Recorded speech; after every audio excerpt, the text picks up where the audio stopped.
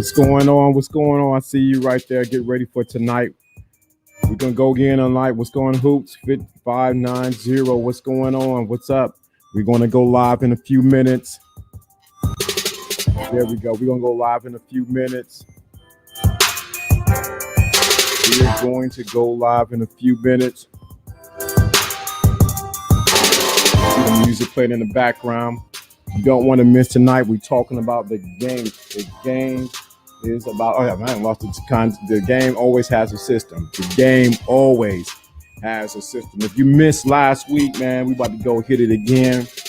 You don't want to miss this. You do not want to miss this. The game always have a system. Definitely, you want to be a part of this. We go into this live and direct.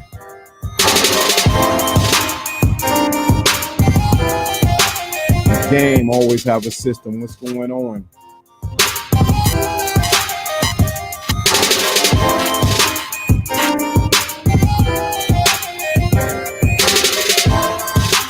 Let's go live into this. Let me hear the music. Let me stop it. Yo, if you can hear me loud and clear, let me know.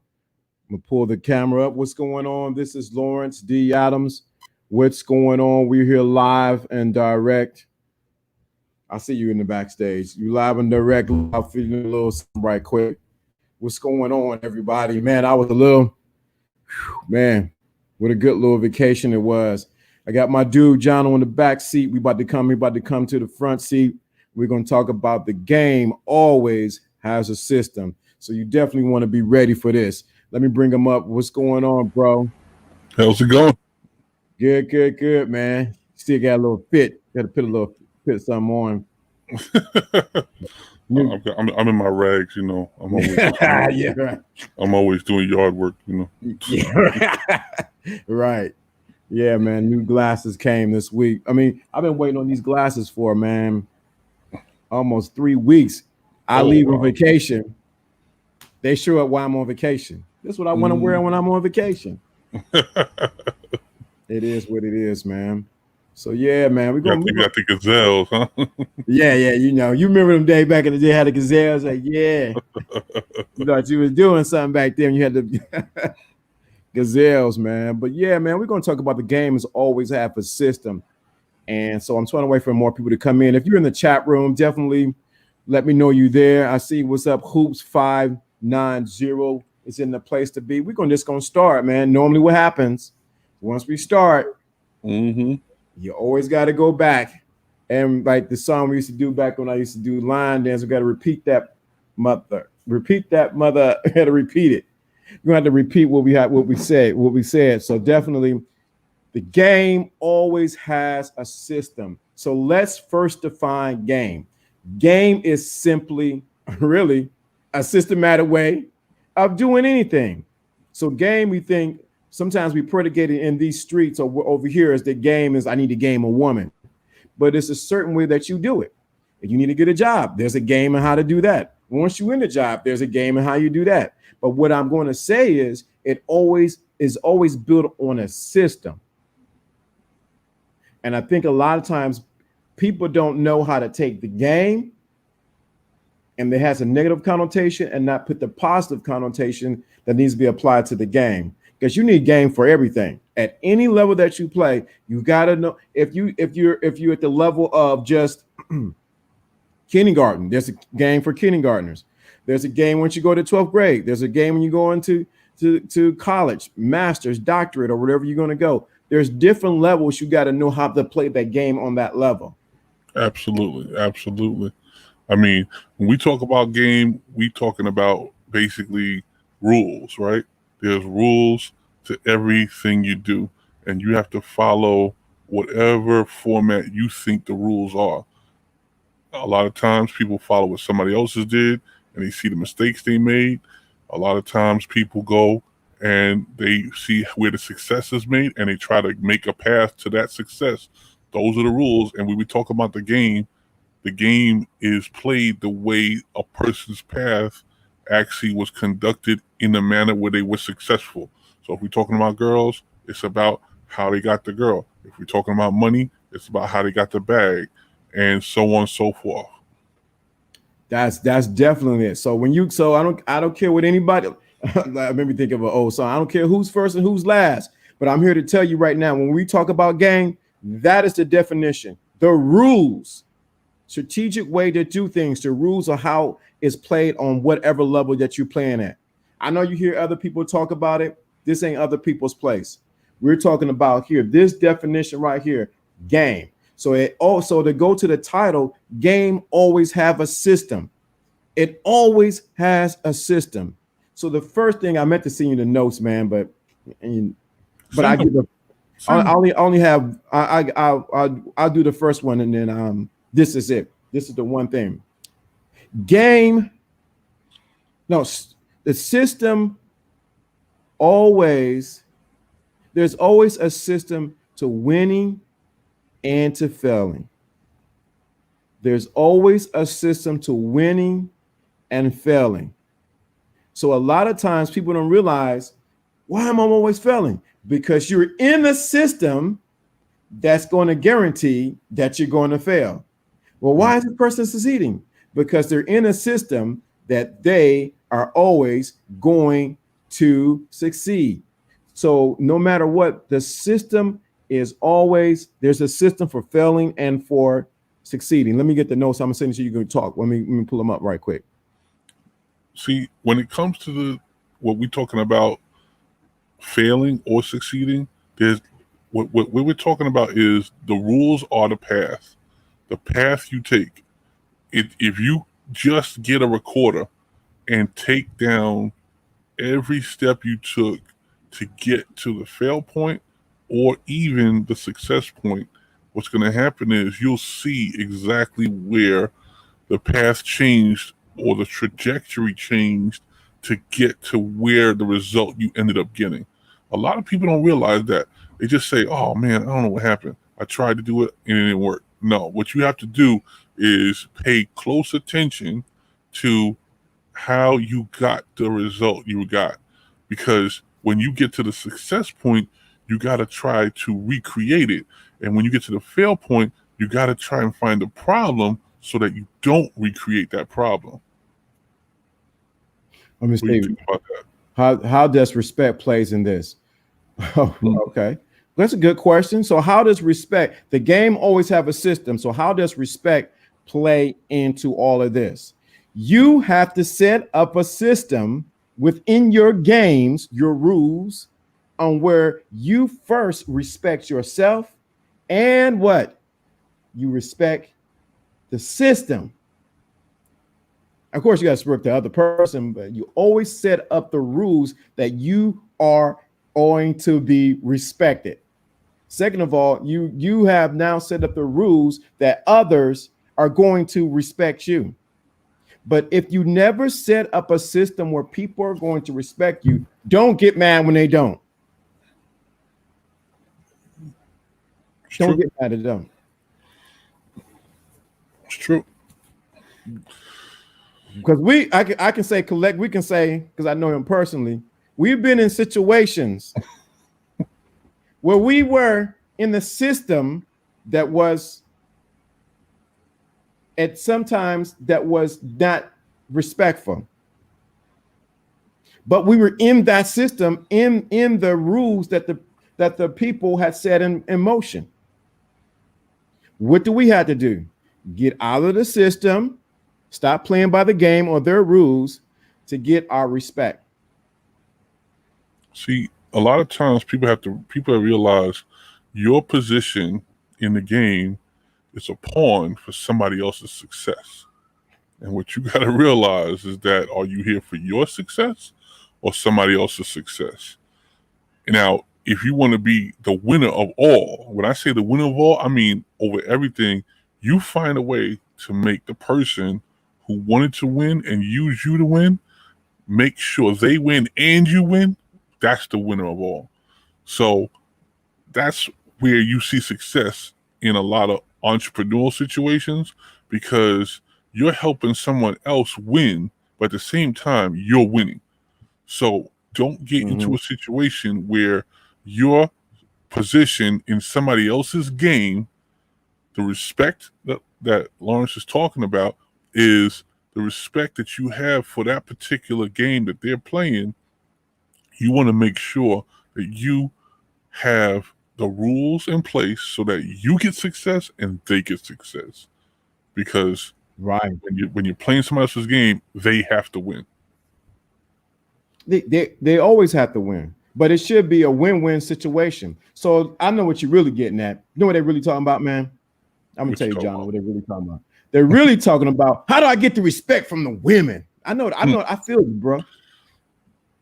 See, now that's a two-way street that we both are familiar with. Now, the respect that you deserve is a two-way street. I just said it. I already said it again. Two-way street. The two-way street is, first of all, a woman wants confidence, right? They want to see the confidence in you the same way you recognize the confidence in their swag. And what happens is there has to be a meeting point, all right? There can't be two alphas butting heads, whether female or male. It's got to be a situation where you're giving and commanding respect at the same time, so you're at a meeting point where you both agree. Okay, the word accord is agree. When you come into accord with a person that you're with, you're giving and taking respect at the same time, and it's not any energy coming off you. You don't feel drained from it, and that's how you know you have met the right person or you're dealing with the right person. Is because when you give off respect, you're looking for it to be a situation where you feel you're going to get something for it because you're giving something else up. It's like an exchange is starting to happen. That two-way street, there's a flow starting to happen on the two-way street. Now, if you don't feel that and you're giving up too much, they're taking too much, and that situation is not going to work out. Dude, and plain and simple, if you're not getting the respect and you didn't gave it, you know what you got to do? You got to, you got to cut them loose. You got to cut them loose. Most guys don't. You don't have here we go. Let's go. Here we go. It ain't that quick. You don't have a system in place when people disrespect you. That's too much. That's too much for them. Yeah, you don't have a. So if they disrespect you, or see, let's break it down street a little bit. Man, if you don't have a system in place for when a person breaks your game, your rules, guess what happens?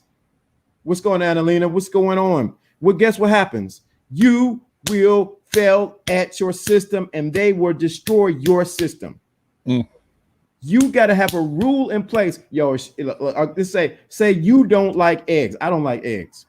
She decides one day, I'm going to make him some scrambled eggs with cheese because I like it.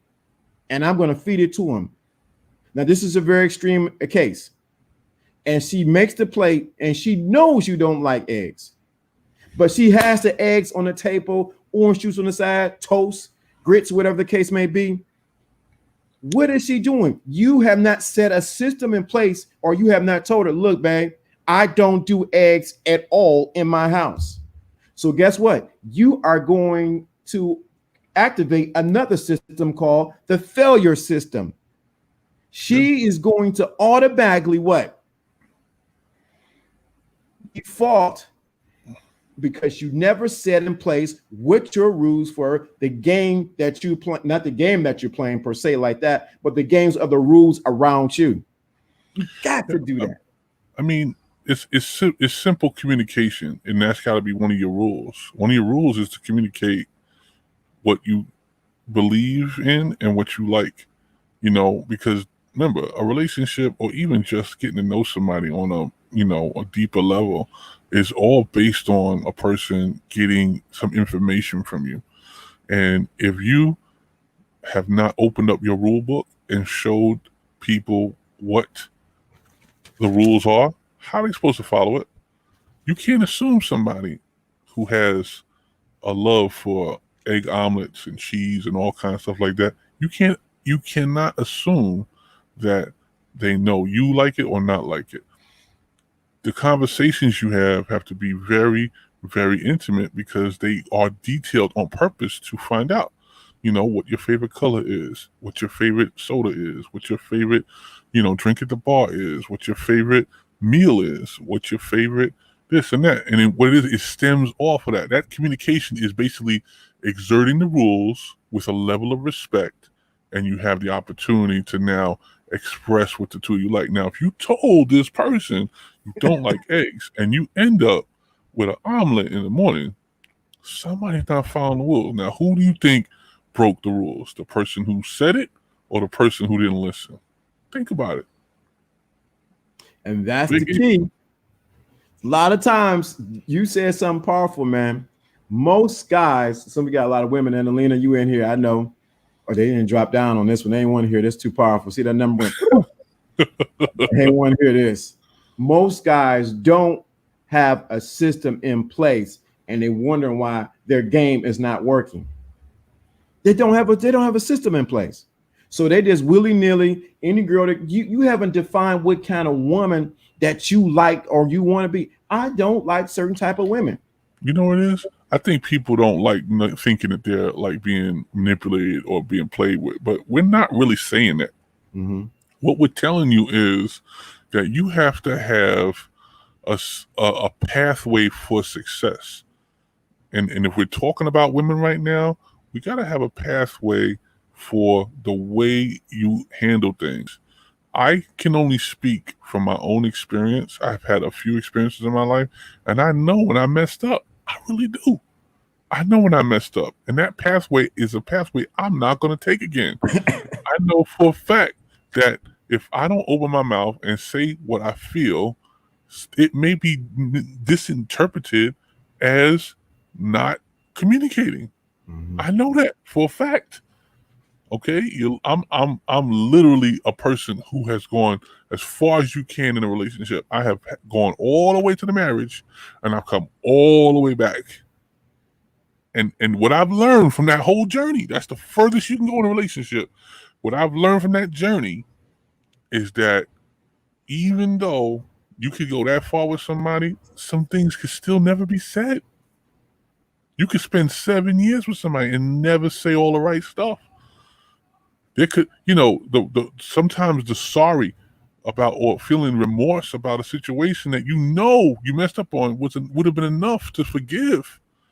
But if you would have just followed at least a simple procedure of communication, you would have gotten past that point.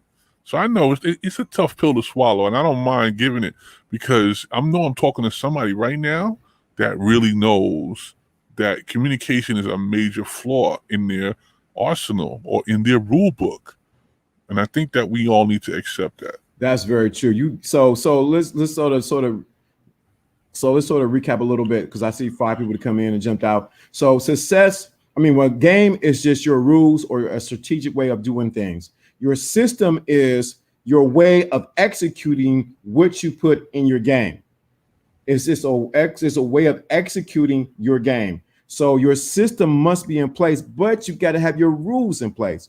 On any level that you're on, I don't care what level that you play on, you got to know the rules of that level, and you got to know the systems on how it work on that level.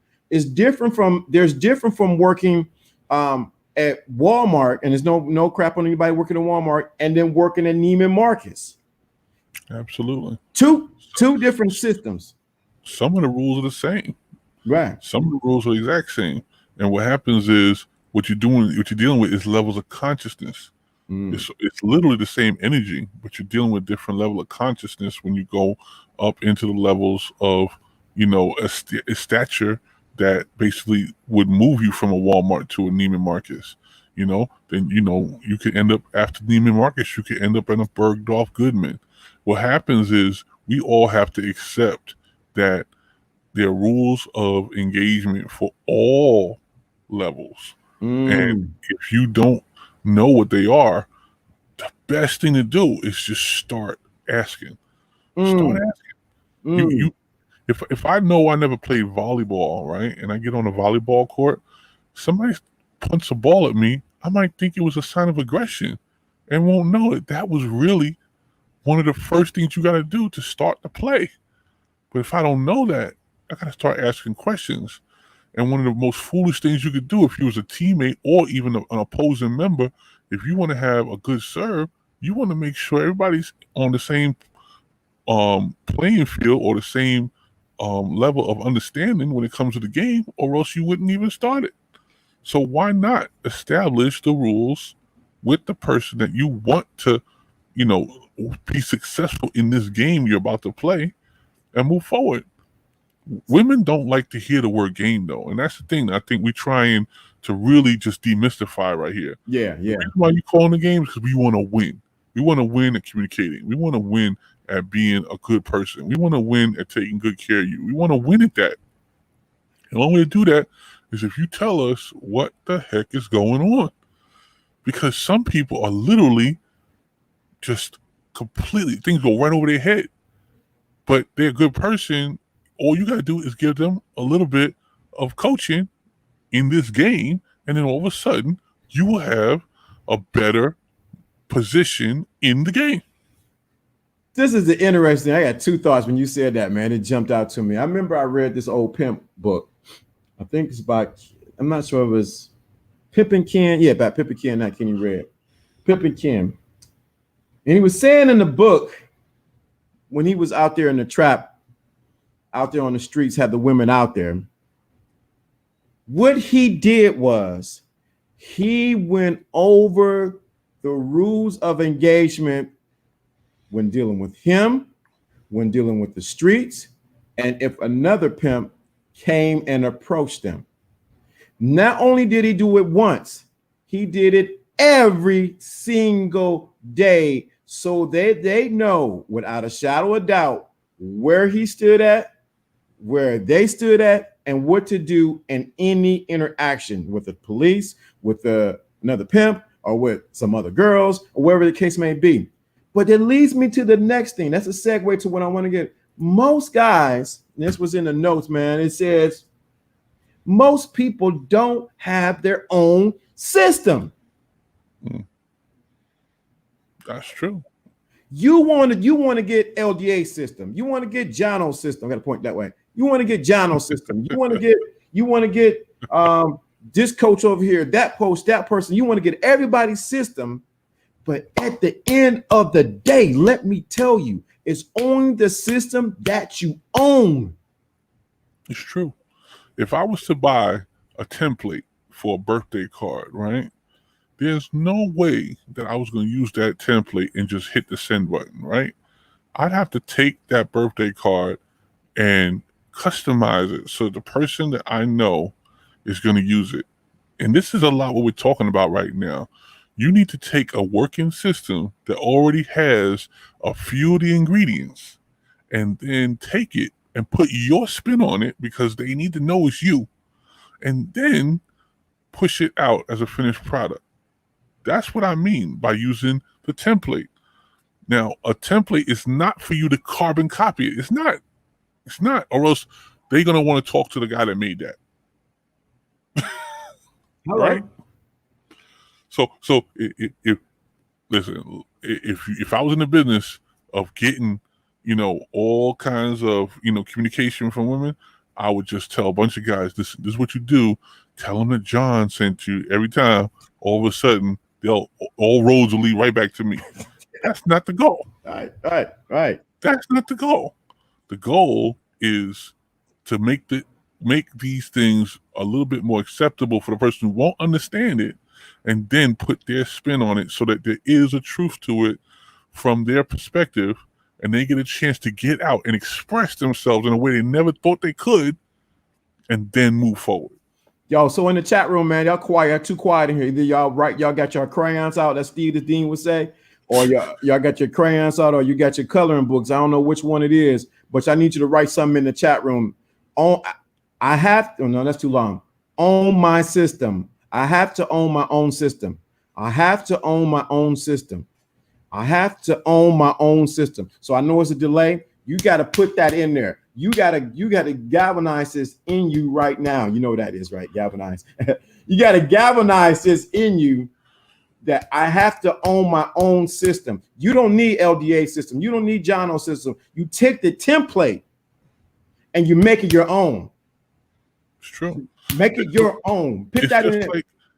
I know for the ladies, they're gonna like this one, and it's not just because it's it's just a little bit more relatable.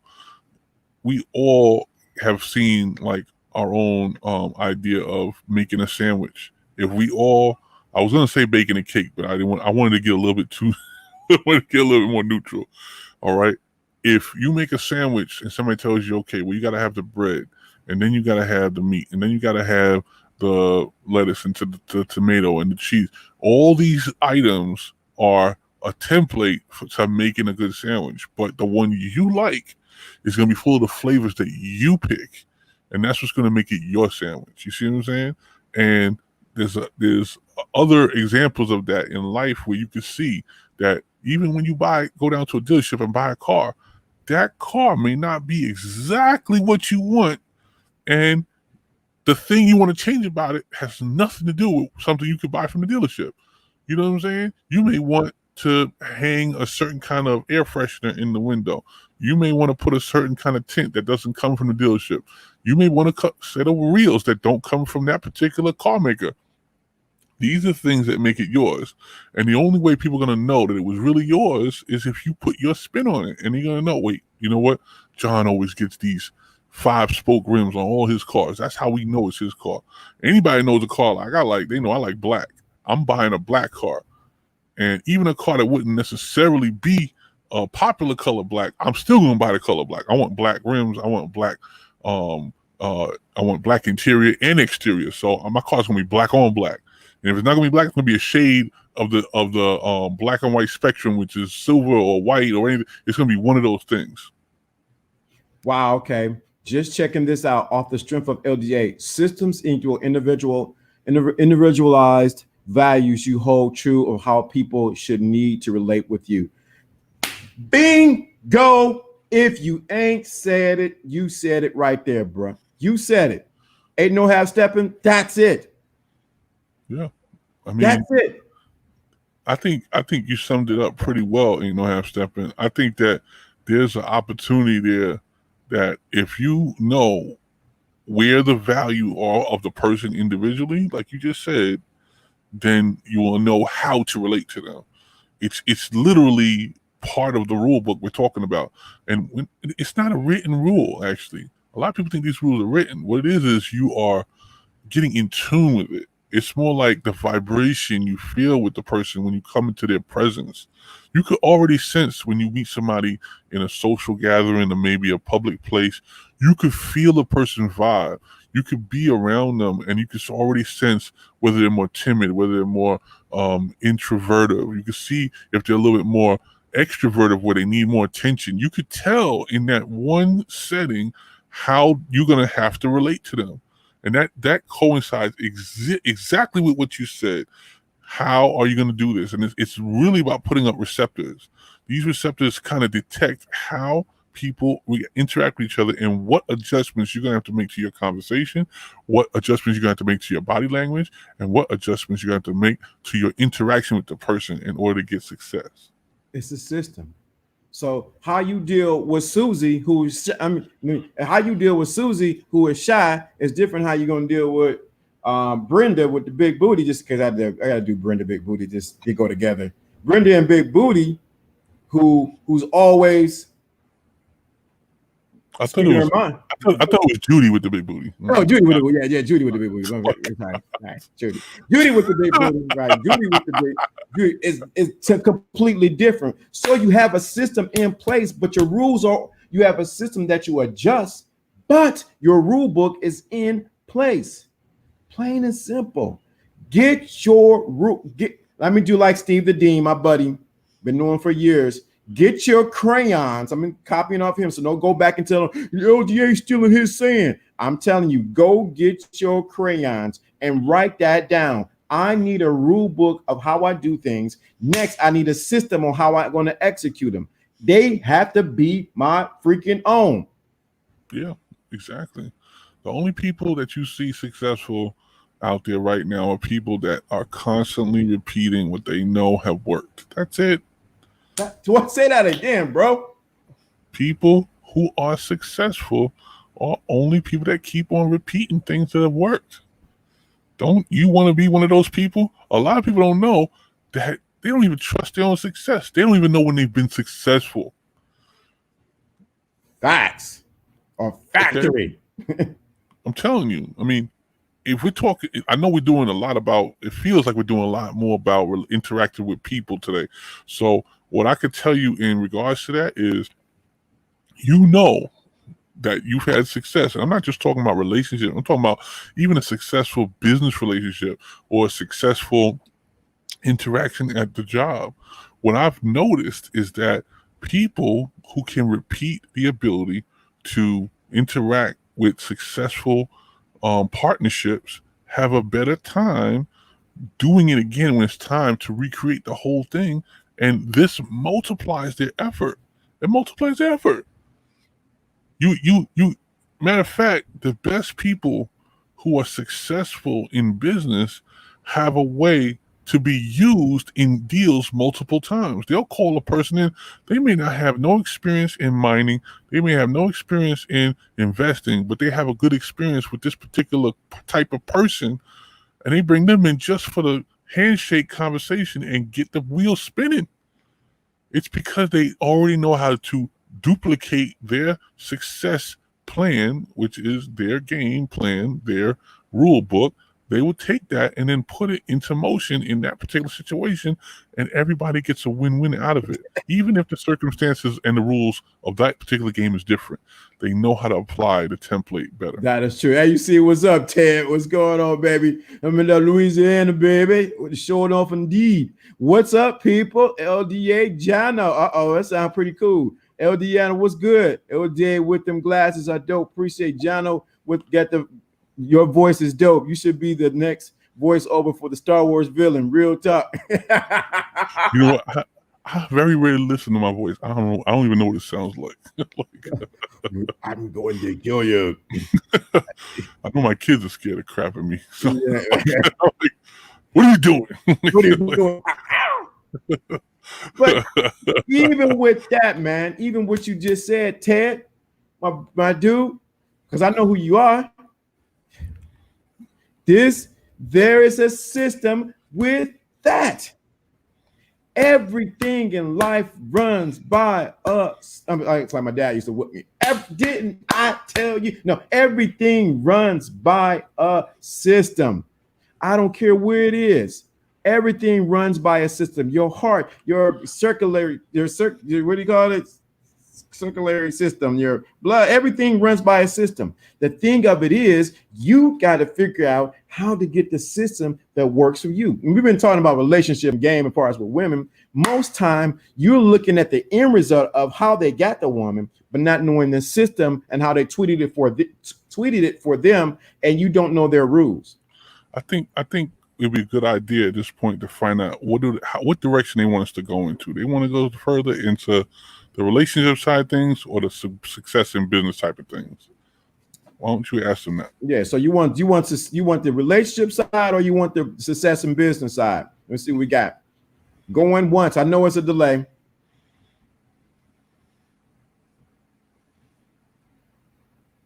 I know it's a delay. I don't have my timer. Let's see if I can play it. Let's see if I can get it right quick. Get my timer up for this. It's gonna take me. Let me see if we're gonna. Man, I can't ever think of the name of that song. What do you want to hear? More on the relationship side or more on the business side of the system, the game, and the system? Oh man, what is the name of that song? Which one do you want to hear? You want the Jeopardy song? That's what I'm looking for. That's exactly what I'm looking. Yeah, I was looking for it. That's exactly what I'm. Here it is. Here we go. We found it. Okay, here we go. Here we go.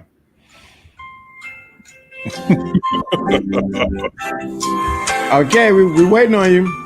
In the chat room, got some people right there.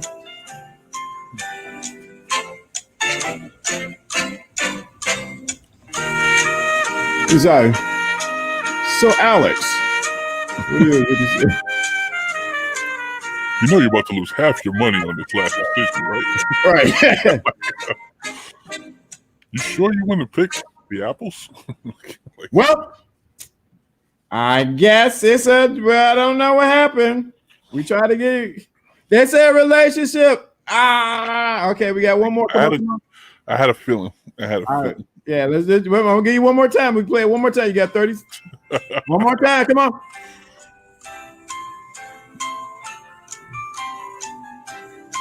Come on, give it. Is it relationship or business?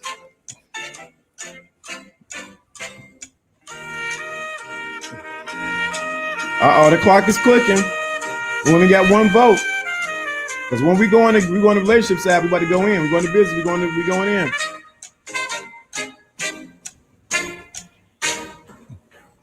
So your final answer is what is relationship? Is that right? You said what is relationship? What is relationship for what 30 or for $40? Okay, we got it. So what is relationship is the direction that we're going in. So I mean, I think that we already started that way out. So I think that it's a easy path to keep going. I think that what a lot of people realize is and unfortunately that we just talked about relationship. I got to get into the sales business now. So what happens is when you're trying to sell somebody, you really should not be trying to get a person to buy your product if you are, meeting them for the first time. And that should be the same thing when it comes to relationships. When you're trying to meet somebody for the first time, your first thought should not be, oh, I want to be in a relationship with this person right now. It can't be. It can't be. You got to be selling them on something different. What you have to be first selling them on is your ability to be in their presence. And that's it. It's their presence, because relationships build on layers, okay? And we don't even know if this is going to be a relationship. First, you have to figure out if you want to be in the same room with this person, first of all. You know what I'm saying? Who the heck wants to know if you want to spend the rest of your life with a person you don't even know you can sit in the same room with? You know what I'm saying? So when you bring up the sales conversion method, you're trying to turn a suspect into a prospect. This person is a person you don't know, you never met them, don't have no information about them. You want to turn them into a prospect, which means you get a little information before you proceed. You try to make sure that they have some of the elements that you're looking for in just a personality that you would be able to stand, or a personality of somebody you want to be able to hang around for 5 minutes so you get a conversation out, so you get some of that communicative details out. That's the first thing you look for. Many people make the big mistake of trying to find their husband at why? We ain't looking for husbands over here. In the church. And so, well, let's see. I'm just saying anything. Yeah.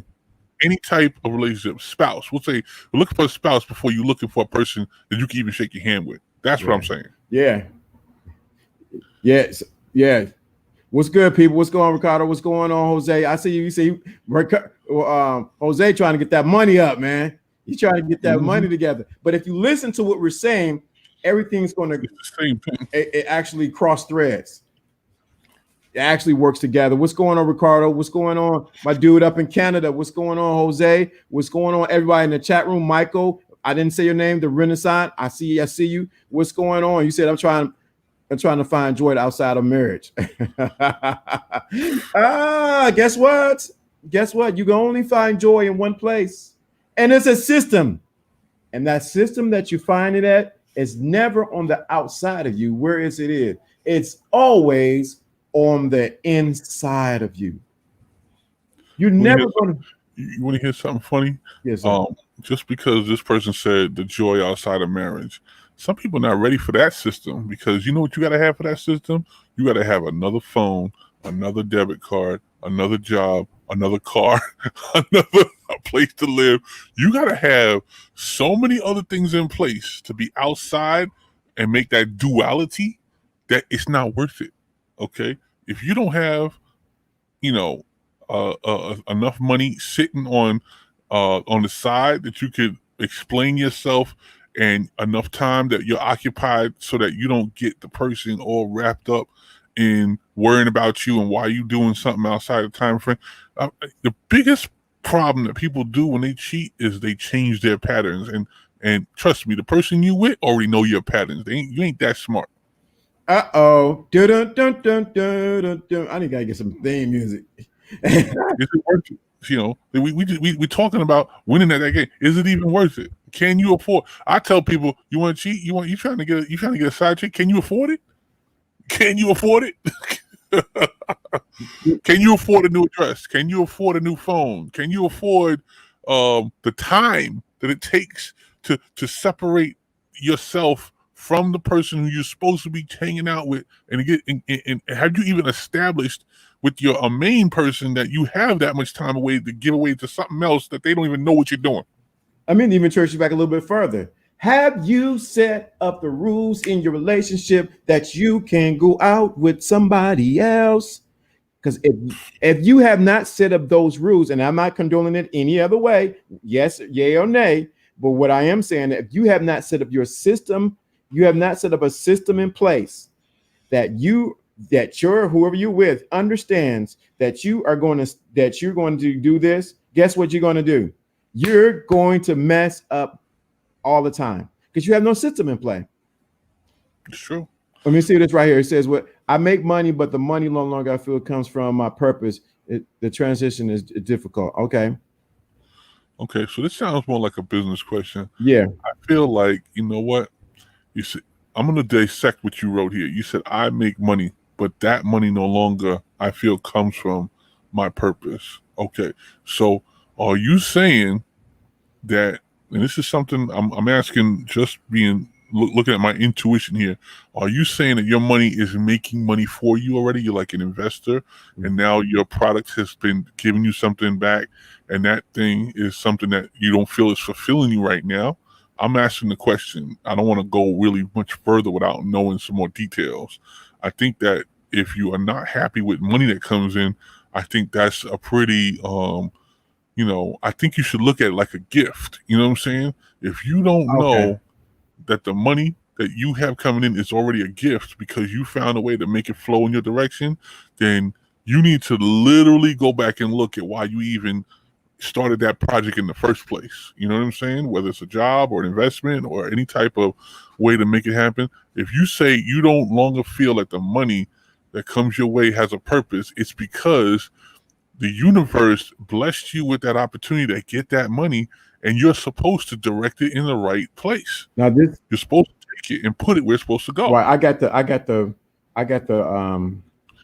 what he wrote in the chat room, but it was blocked. And so in essence, you're in your 30s, Jose, and I understand where you're at. I think I passed 30 about 18 years ago, almost 20 years, almost there. So you want to know, how do I not mess up? You use the F word, my life, real talk. So I'm in my 30s. I want to know, how do I not mess up my life, real talk?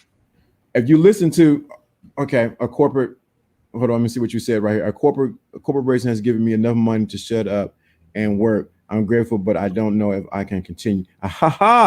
There we go. Now we're getting a little bit deeper to what you're getting at. So what happened? The corporate person to what? The corporation has given me enough money to shut up and work, and I'm grateful, but I don't know if I can continue. Here, go ahead. I'm gonna see what you're gonna say, but I got something on that. Well, I mean, I think this is a pretty easy one. I think that what you need to do is start your exit plan. All right. The new game for you is your exit plan. And you need to figure out a couple of factors before you make your exit. Making your exit needs to consist of you taking your money that you currently have, find out how much funds you have to last without any income coming in for a certain amount of time. And, of course, we're in the middle of a pandemic now. Everybody's being tested on what their extenuating funds could look like and where they should be spent. What I'd say is you need to have at least a year of funds to pay your bills kind of built up, and then take that money and then put it aside. Then the next amount of money you're able to save should be going to your next project. Once you have a year of your funds that you can live off of for a year is saved up, you then take whatever comes in after that point that's extra and outside of your bills, you can take that money and put it towards your next project. And if that project is an investment in the next thing, or getting maybe a certification, or getting maybe a license or some type of thing to get into your next position, to get out of where you're at right now, that's what you should be doing, investing in your future. But you have to be able to maintain your present. No, it's pretty dumb to go and leave a job that, yeah, you're making good money, but if you don't have extenuating funds built up, you want to make sure you have that built up in an account so you can pay your bills while the rest of the world is falling apart around you. You can still pay your bills while you start your next jump to your next position. That's sound advice right there. I don't know, man.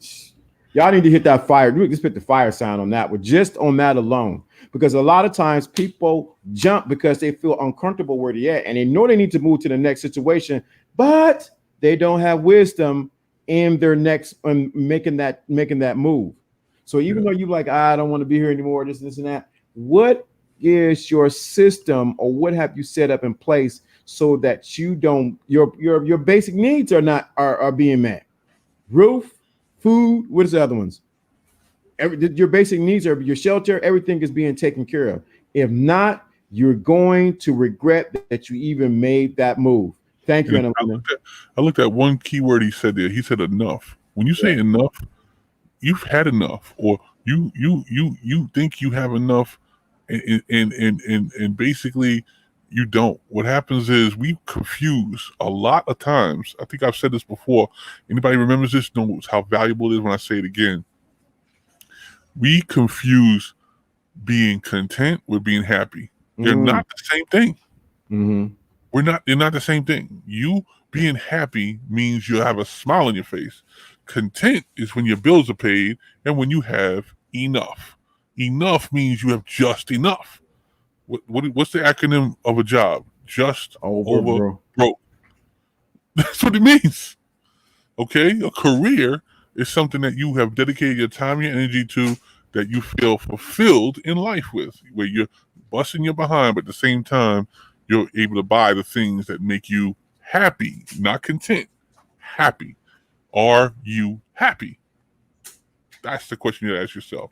And if this young man is not happy, you need to make your exit, but you need to make a smart exit. Right. That's the key right there. Don't be coming over here and saying, I talked to John and I talked to LDA and I quit my job and it ain't going able to work. You can't do that here. You're getting wisdom on what to do in your 30s to set it up. Thank you for putting that.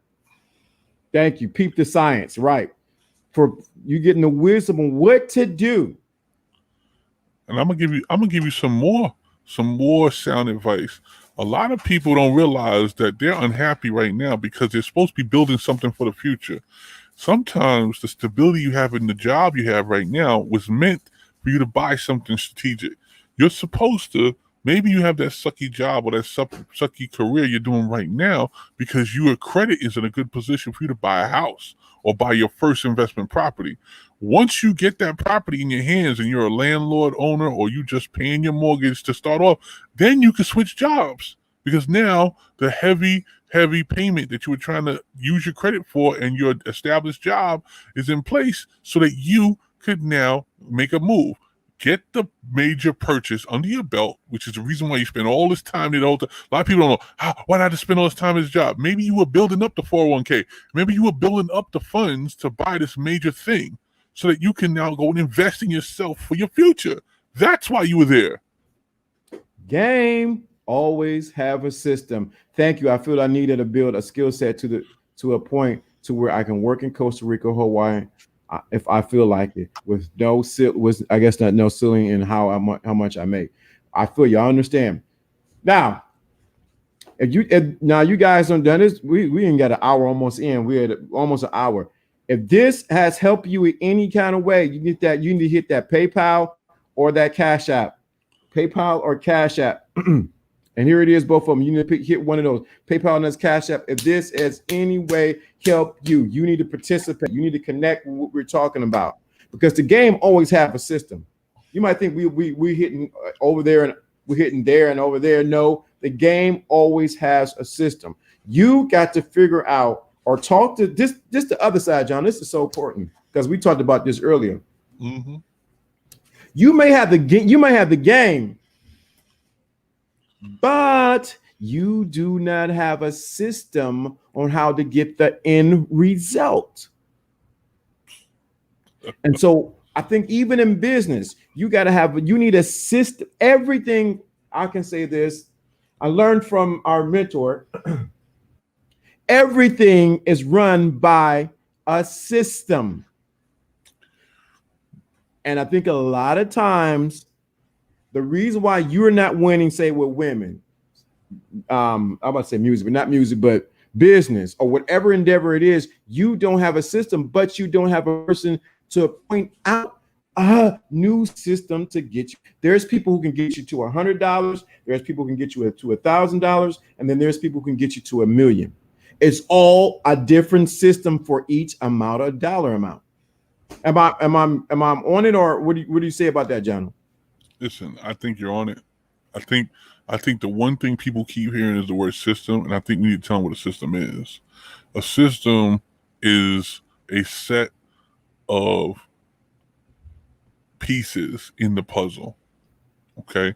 Now, let me lay out this puzzle for you. The puzzle is not some jumbled up box that you buy in the kids section of Target. Okay? The puzzle is actually an entire picture that's already in your head. Okay? This picture's in your head, and what has to happen is it has to come out of your head in pieces.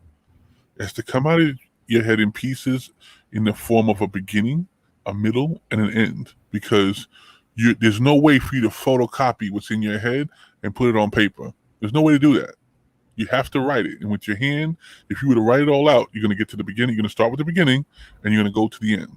Okay? So what I'm telling you to do is visualize what the system really is. The system is your ability to take what's in your head and materialize it on the paper. And if you do it on the paper, you can take it and put it in the computer. If you take it in the computer, you can then visualize it.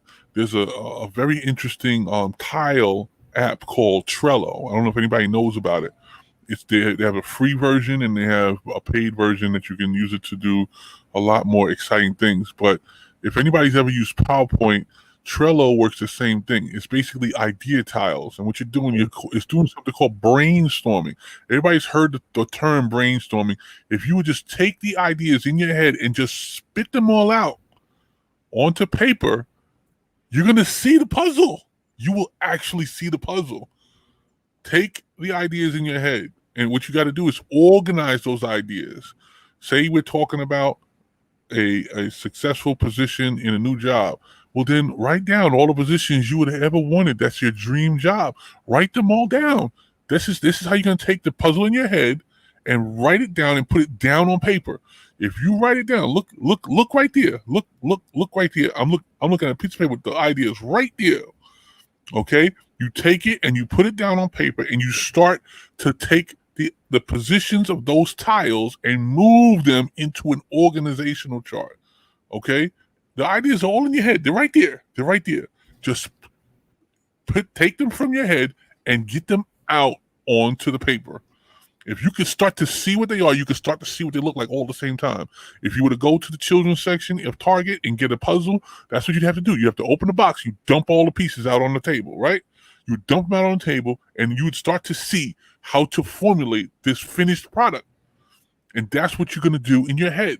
Take the items in your head and dump them out on paper.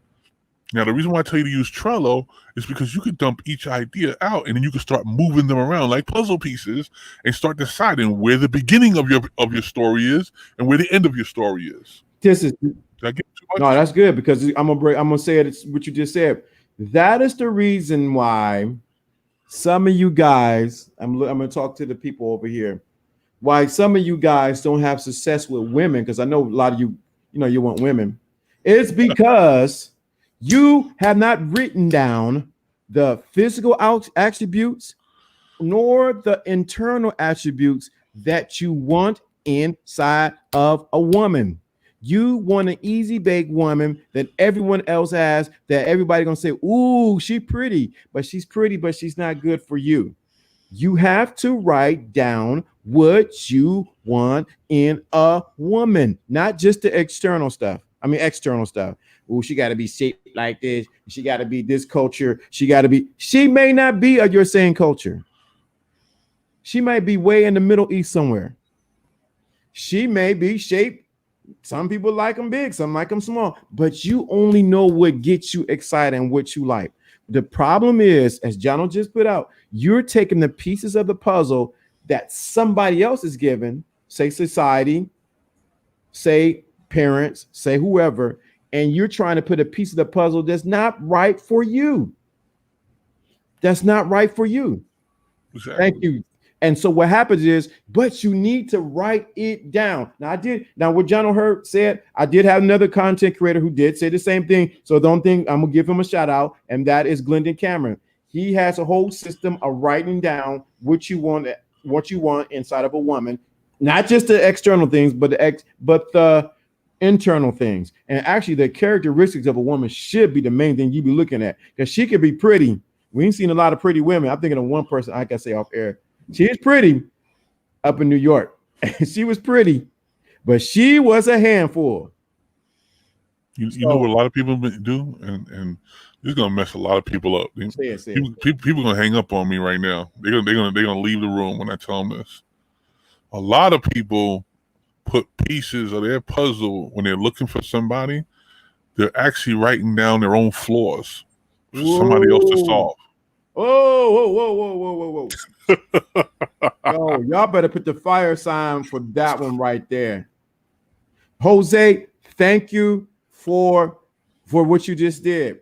I appreciate that, Jose, for putting that in there. I'm not gonna, giving out shout out to you for hitting that PayPal.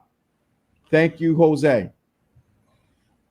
Don't make the mistake of putting down on your piece of paper when you are trying to write down the characteristics that you're trying to find in someone else. Don't make the mistake of putting down all the stuff that's wrong with you. Wow. Y'all need to, that's a big one. Let me ask y'all, man. What's the most attractive thing? Okay, do you want everyone's answer is going to be different? Everyone's answer is going to be different. So for me, the most attractive thing I think a woman could do is to be herself. I think that we all need to just be who we're supposed to be, and what a woman is supposed to do for a man is just be a woman. You know what I'm saying? That's the way I think of it. Because if she does much more than that, we're not going to appreciate it. Not when you meet them. Not going to appreciate it. If a woman walked up to me with a drink, I would find that very much out of character, and I'd want to know what the alternative motive is. I wouldn't even trust it. And vice versa. I ain't buying her a drink right away either. Without. Oh wait, I was supposed to say that.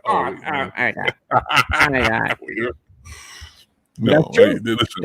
I would not buy her a drink right away. What I would do is do a little bit of a studying situation, and I would sit down and I would make sure that I had an idea of what I was dealing with before I put my money behind something. And what I would do is literally look at her mannerisms, look at her behavior, and make sure that it's sort of like when you go to the casino, you want to make sure you put your money down on a sure thing, and it's hard to determine what that is, but the risk factor you take is based on your observation of the table. Very true. Right? Very true. I was at the casino this week. So let me tell you the story because it applied to what you just said. So we at the casino, me and my sister, we went about 1 o'clock in the morning. Mm-hmm. So we had 1 o'clock and we at the slots. We at the penny slots, man. We were getting down at the penny slot. So we went over here and went over there. And then my sister sat down on the row because, the whole COVID, they got this slot is open and this one is blank, not working. This slot is working and then this one is not working in this. So my sister said at the end slot, and then there was a lady sitting in the middle slot, and then was a man sitting at the other. She gets to talking to him, and all of a sudden, the lady in the middle keeps getting ding, ding, free game, $20, $30 on the slots. I'm like, what is going on here? And they yelling. Her and my sister like, hey, I'm like, what's going on over here? I'm trying to put my money in, and I keep going 0. I said, okay. So I said, let me sit back and watch. Then the lady, my sister talked to the lady, her husband started hitting. He was like, oh, that was another $40. Oh, I just won free games. I said, wait a minute. Something ain't right. Then what happened? My sister started hitting. She put money in and she got her money back. So I said, wait a minute. My sister said, I'm done. I made my money. So I get on there. I said, let me go on the slot my sister on. I get on the same slot that my sister's on. And it started going, dun, dun, dun, dun, dun, dun, dun, 5, 6, 7. Then it finally goes down. I'm almost at 40 cent bet. I said, so the lady gives me $1. She said, here, take this $1. I said, okay. I take the $1, put it in there, put it in two times bets. Oh my God, I got a free game. So with the free game, you get 12 spins. So I got 12 spins, boom, $20, another $10. I said, now I'm winning. But the thing I want to get at is I was at the right slots for that to happen. It wasn't happening anywhere else in that casino. I was actually at the Westgate, and it wasn't happening anywhere else. And what happened is it was a risk factor I had to take because I put in some money. But when the lady also took a risk by giving me the money that she had. Mm-hmm. So my point of saying all of this is there always going to be a risk, and you always got to observe where's the right place to take that risk and to make that investment. Yeah. If I would have played the slot somewhere else, I wouldn't have got that. Every farmer has to take the opportunity to scan the field to see where the seed has to be sown. Because if he throws a seed on, compacted soil, it's not going to grow. Okay? And it's the same thing when it comes to your intuition. In a situation like that, we all have to look at the fact that you followed the consciousness of the situation. Everybody was in a winning consciousness. That's how the craps table wins. The craps table wins because the consciousness of the table has been lifted, and everybody's expected the roller basically to be a neutral person, almost like a virgin of the system, because they don't want his tarnished mind to mess up the game. You ever see that when you're playing craps? You always get somebody that doesn't know what they're doing to roll the dice because they don't want the inhibitions and the contamination of the losing thought in their mind to contaminate the roll. So they pick somebody that doesn't even know what they're doing to roll. All of a sudden they're rolling anything but 7 and making the whole table win. See, it's about taking care of your thought process, and that's what happened.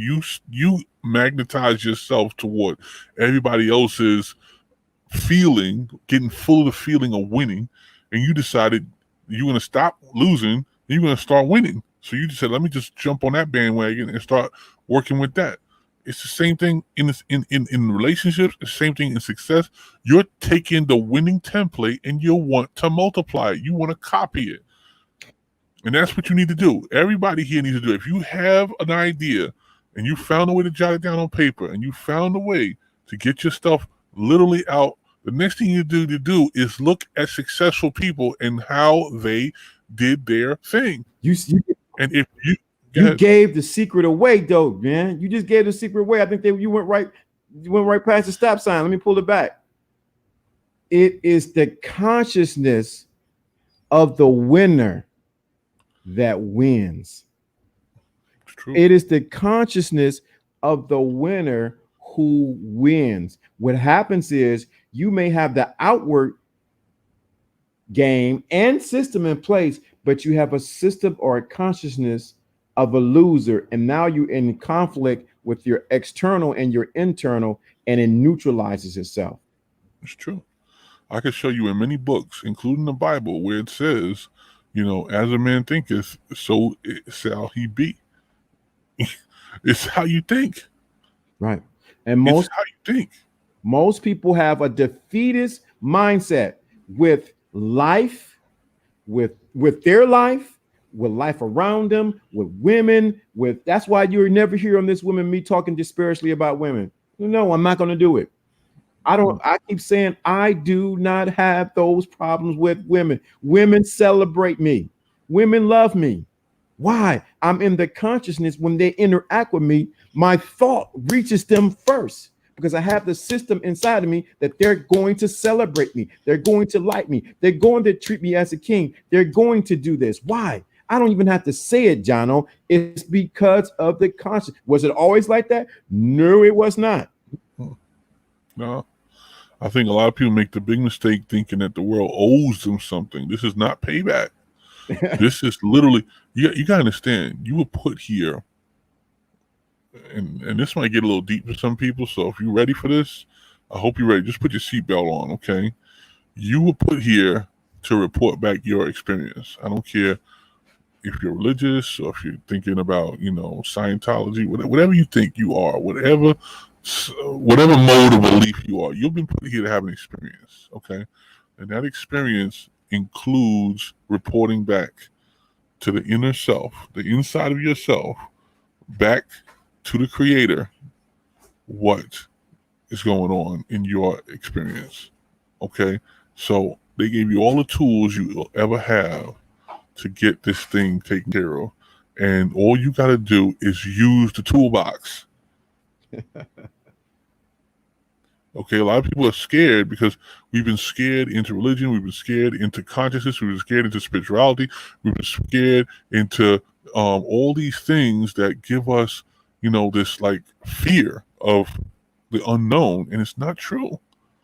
We should never fear any of this. The confidence and the swag that the successful person has is based on their ability to repeat the successful thing. And you know what? I always tell people, you want to fix your credit? Start with a cell phone, a prepaid phone, or you want to fix your credit? Start with what's called a line of credit that has some of your own money in it. So if you get your first credit card, put $100 down, then use that as the amount of money you borrow. And what happens is, if you can pay the $100 bill, then you can pay the $1,000 bill. You can pay the $1,000 bill, you can pay the $10,000 bill. You know why? Because these are all just little zeros added on to the first number you were always thinking about. Okay? It's just multiplication. You can fix your credit in 6 months by just behaving differently and multiplying the better version of your spending. And you can have the worst credit ever. I'm telling you, I have had the worst credit ever, and I've also been approved for $1 million items in my life. Okay? It's been both ends of the spectrum. I am fully experienced on both ends. I've been millions of dollars in debt, and I've been $1 million in the green, and I bought anything I want. And what I'm telling you is that it's the same. All you got to do is think and put your attention toward the right direction, and you will have exactly what you want.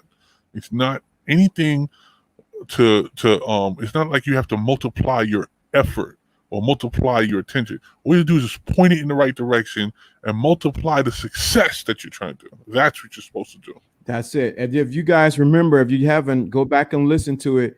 I did something called the inner game and the outer game must become one. If you remember that teaching, I talked about that. Your inner game and your outer game must become one. And a lot of times you got the inner part got right, but the outer part is not right, or you get the outer part right, but you don't get the inner part right. There's your problem, because the two systems are not working together. Yo, as Annalena saying, yo, you guys need to donate. You need to participate in what we're talking about. Hit the Cash App, hit that PayPal. If this is because this is resonating with you on a deep level. Every well must get primed with the same water that's going to come out of it. Do you know that? Yeah. Yeah. You ever been to a well? Yeah. They got to have a bucket of water waiting at the well before you can get more water out of the same well. Did you know that? It's like you investing in the well by pouring water down in the pump, and then it primes the pump so that it could draw more water out of it. And at the end of your water draw, you fill the bucket again so you could prime that pump again. And a lot of people don't realize they don't prime the pump. How are you supposed to get success if you don't prime the pump with some visual or some level of what this success could look like? If I wanted 1,000 customers, I'm going to talk to 10 in the way I would talk to the 1,000, get my feedback from those 10, and then talk to the 1,000. I would nowhere near talk to 1,000 people before I would talk to the first 10.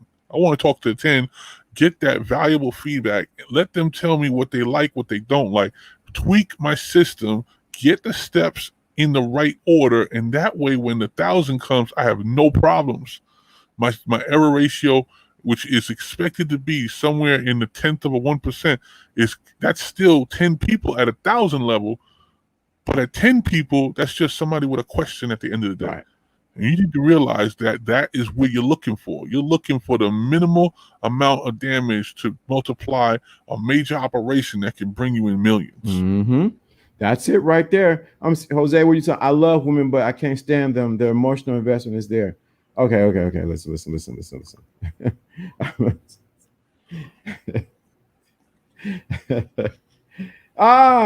Order is wrong. You need to change your system. So that goes a little bit further, even with that. His problem is affirmation. He is affirming the negative, the problem that he's going to always have. Yeah, right. You know, everybody has their gospel. You know what I'm saying? Right. Everybody has. You know, you may not believe in God. You may not believe in any type of religion. But I'm gonna tell you right now, everybody has their gospel, and their gospel is their ability to tote the same statement over and over. The person that doesn't have no money in their pocket, they always say, "You know what? I'm broke." Guess what? The subconscious listens to stuff like that. If you say "I am," that's your name. That's your name. Mm-hmm. The subconscious only listens to its name. And when you say "I am," it's about to hear its name. Now, if you say "I'm broke," guess what? So be it. It's like a genie in a bottle. It goes like this. So, nope. Let's go. You are broke. You're what? I am. Boom. When you say "I'm sick," guess what? Next week, you're going to be sick. And when you said "I can't stand them," guess what? You're going to draw women that you can't stand. Exactly. And you might end up in a wheelchair because you won't be able to stand no more. Wow. You know what I'm saying? You know, let me tell you what happened. You know what happened? They're not careful. Not saying him per se. The person will end up getting the woman that they love, but they can't stand them and be in a wheelchair. And their work, I read that in the book. I can't think of the book. Oh, Joseph Murray, about the person who has said something so much they didn't even realize his own words were ensnaring him and he was not winning. As when he began to change his words, he began to visualize something different and to get to see life different, that his circumstance around him began to change. That is what's messing a lot of people up. Even on these YouTube streets, your confession is completely off. What you said, I love this. Thank you. You appreciate it. When we see what freelance Ronnie said, I just had an experience. Explained this to my friend yesterday to get them stop complaining. Complaining is a system. You gotta understand what's coming out of your mouth is coming out of a file cabinet. Okay, when you open a file cabinet in a room full of records, that's what you can see. That's the open door you can see. And if all you can see is this negativity that you put out for everybody else to see, that's all they're gonna see. They're not going to see what's behind all those beautiful closed drawers. What you need to do is change your story. Change your story into the real version of you, the next version of you. I told you to stop being content and stop being, at level with certain things. You need to be happy. So the only way to get happy is to start to accept the version of you that is affirming those things that you already want. If you want them, then you have to be them. You cannot say you want something. Like, I want $1 million. No, you got to say I am. You have to get full of the feeling of that particular thing, of which you want. If you want to be happy with a woman, then you got to say, listen, I am already seeing myself happy with the one that I'm supposed to be happy with, and I already see us moving together. See, what happens is a lot of people just see themselves in that wish. You ever get that? You ever get that, Lord? Yeah. You ever hear that? It's like, listen, I want somebody to cook for me. I want somebody to clean for me. I want somebody to get my slippers. You hear all that crap? You could do that yourself. Matter of fact, you never heard what the woman does. You always hear what's getting done for you. That's why you ain't getting nowhere. Uh-oh. You And the same thing happens with the women. Oh, I want man to pay my bills. I want somebody to take care of me. Listen, you don't need none of that because you're already being taken care of. You have already accepted. I didn't say you're happy. I said you've accepted to be content the way you are. So you're not going to find better. Mm. You won't. You won't. So what you're saying is people have not crafted a proper identity of themselves to attract what they say they want. You know how a company has a mission statement. You can almost recite some of these mission statements. ADT, what's their mission statement? We're home when you're not. You know what I'm saying? Right. You could almost recite McDonald's, I love it. Stuff like that. The reason why these mission statements for certain companies exist because they want the motto to be universal to all their employees. You need a motto for your life, and your motto has to include what you want. You have to say, listen, I'm a good person, and when I meet the right person, I'm going to be whole and satisfied. You have to have affirmation. You can't be like, oh, I never meet anybody. I never have anything I want. I never get the money I want. I don't have the car I want. All these things are all repeating back. The same way I told you to take all the stuff in your head and get it out on paper. When you start talking, all that stuff gets filed in that filing cabinet in your head. And you're right. The last thing you want to do is be seen like a victim. Because if the woman sees you like a victim, John, you know what's going to happen to him. Listen, you're going to get slaughtered. It's going to be that song. Whoa, here she comes. Right. Watch out. Watch out for she'll chew you up. See, the person that you're trying to not be is what you already becoming because you won't say it right. Just say it right. All you got to do is start telling yourself, I have all that I can offer right inside me. All I got to do is meet the right person, and it's for her because I can do this for you. We need to. Oh, that is beautiful. Freelance. Who's that? Freelance Ronin. The subconscious is like a battery that will accept a charge from any type of energy source. Oh, that is so beautiful. Charge it with the right energy and affirmations, and also be careful of what you mentally consume. That is like mental genius right there. This dude coming with some heat tonight. What is going on? You could be charged with positive polarity, or you could be charged with negative polarity. One way or another, this battery's gonna get charged. And if you put the negatively charged battery inside a device that needs to positive polarity, it's gonna blow up. Let me say, we put it. That's why it's careful. You have to be careful which you digest, who you listen to, who you follow. Let's see what Ted said. I used to say negative things about women and Monroe, Louisiana, due to them being mean mugging me for no reason and talking bad about me due to my my ways are different and due to my ways are different when I went to different Georgia. So in essence is you had to change your mental diet of how you view women. A lot of times, a lot of people, and I'm not saying names, their mental diet is the reason why they're losing when it comes to women.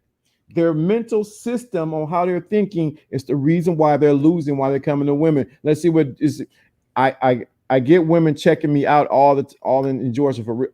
Why do you get that? Why do you get women checking you out? It's because you changed the way you seen yourself. Yeah, but look at it. It's even deeper than that. Look at the affirmation. This sentence right here is an affirmation. I got women checking me out and all enjoy. That's your affirmation. Yeah, it is. That's your affirmation. If you just said the same thing where you are now, watch that get attracted to you in the new place. You have it in your head that you had all this success somewhere else, and now you don't. Or are you challenging yourself that now that you are in a different place, can you take the same method and duplicate it in this new place? But if you are walking around talking about Georgia and you ain't there, guess what? We in the wrong conversation. And I think that I could be that stern with you because you know exactly what I'm talking about. Let's take the Georgia, let's remove that and put the new place in there, and you see success in the new place where you live. And guess what? The right people in the new place are going to attract themselves to you. You have not found the right person to be attracted to in the new place because you're still in Georgia. You better wake up. This is too much heat right here. This is game that you will not hear tied together with the what I want to say. I want to say there's too much heat. Yeah, it's too much heat. Too much heat. It's too much heat. Too much. Tell you, It's too much heat right now. people don't even understand what change my mind means. When people say change your mind, it's not literally saying make a different decision. It's saying change the way you think, because the way your success level is churning out results is not good right now. So you need to change your thinking. Didn't I say at the beginning that I said it at the beginning? I said this at the beginning. You just said it again. All systems there's a negative system and there's a positive system. There's a system for failure and there's a system for success. If your system for failure is not working for you because it's failing, you need to find the system that's working for you, and that starts with change your thinking. On my vision board, I had a Mercedes up there, okay? And I'm gonna tell you something, a very, very, very short story, okay? I had a Mercedes up on my vision board. Did I buy the Mercedes right away? Absolutely not. The Mercedes was the vision. The Mercedes was the goal, okay? What I have to get first? I had to get a bike first, okay?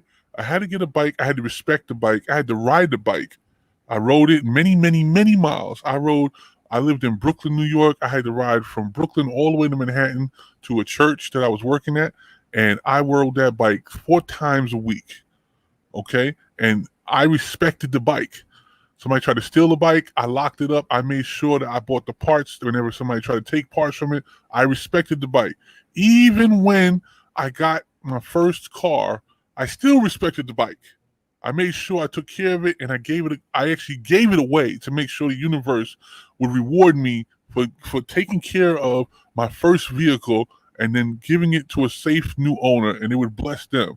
Okay. Then I got my first car was a Mazda. Okay. Meanwhile, my vision board still had the Mercedes. Okay. I still had the Mercedes, but guess what? You had to get from bike consciousness to car consciousness, and that's the next step. So in my first car, the reason why I had the Mercedes in my head, so my first car was not, somebody was trying to talk me, a very, very rich guy was trying to talk me into getting a Ford Escort. He was saying, you need to get a brand new Ford Escort. It's reliable. You just got your license. You're going from a bike to a car. You need to get this Ford Escort. And I kept looking at him like, I want a Mercedes. As a matter of fact, you said that if I get my license, you would buy me a Mercedes. The millionaire said he would buy me the Mercedes. He never bought me the Mercedes. He was trying to buy me a Ford Escort, and that wasn't even in my consciousness. But my consciousness was so expanded that even my first car had heated seats, leather, a CD changer. My first car, 19 years old. Now, the reason why is because I was on Mercedes consciousness, but I knew that if I bought a Mercedes and I wrecked that car as my first car, I'd be upset. Okay. Now the story does get to a decent conclusion, but you got to pay attention. When I was not ready to buy, and my next car was not ready to buy a Mercedes because I was now thinking about my family. I was maturing. I said, Mercedes may not be the best thing. It snows where I bought my first house. Because see, I didn't buy a Mercedes before I bought my first house. Uh-oh. I bought my first house first. I did not go buy the Mercedes. I bought my first house, and when I bought this house, it was in a wintry area of Nanuet, New York. I bought the house, and it started snowing, and my car had front-wheel drive, and I wanted to make sure that my wife at the time were both safe on the road, so I bought an SUV. And now I got 2 car payments and a note at 21 years old. 21 years old. I wasn't at the Mercedes yet, but I was in the Mercedes consciousness. Mm-hmm. Okay, and what we're doing here is we're building. I was only making $13 an hour when I got my first house. I was only making $13 an hour. Wow. I got approved for the house. Me and my wife got approved for the house. I was making 13. She was making 15. They said I still had to be we both had to be on the loan, and we got approved for the house.